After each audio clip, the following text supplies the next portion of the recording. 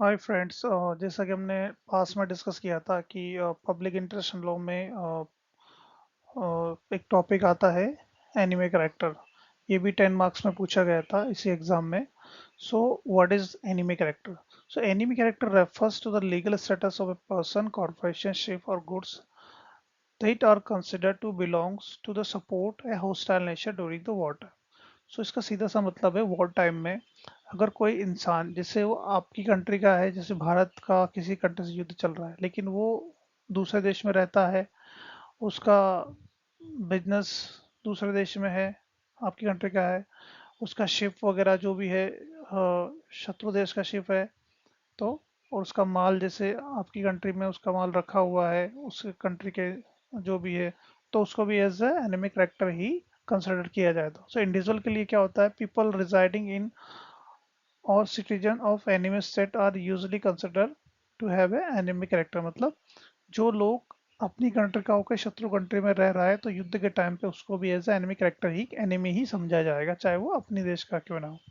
Even natural individual can be treated as an enemy if they assist trade with the enemy state।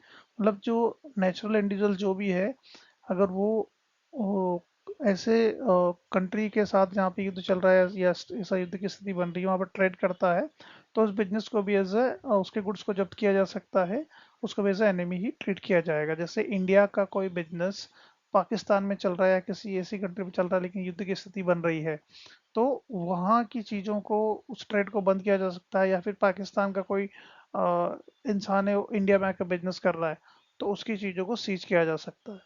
Corporation में कैसे, एक company registered और operating in enemy country में be deemed to have enemy character.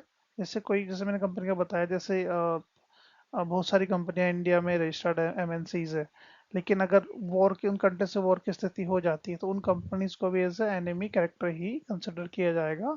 उनको ban लगाया जा सकता है, उनकी ट्रेड की एक्टिविटी को स्टॉप किया जा सकता है।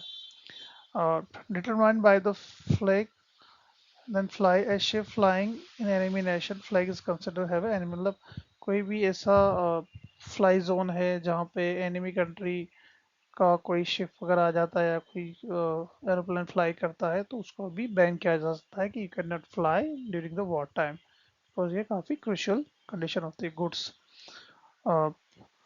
Goods ownership matters, goods own by enemy national और transported to the enemy territory में भी ट्रेडेड एज ए, जैसे मैंने बताया, अगर कोई गुड्स या कोई सामान ऐसा किसी कंट्री का जो व्यापार चल रहा है उसको हमारी कंट्री का बिजनेस किसी एनिमी कंट्री में है, वहाँ पे ट्रेडिंग होती है, तो उस गुड्स को भी बैन किया जा सकता है। पाकिस्तान का कोई बिजनेस आपका यहाँ चल रहा है, उसका गुड्स यहाँ रखा हुआ है, तो उसको इंडियन गवर्नमेंट जब्त कर सकती है।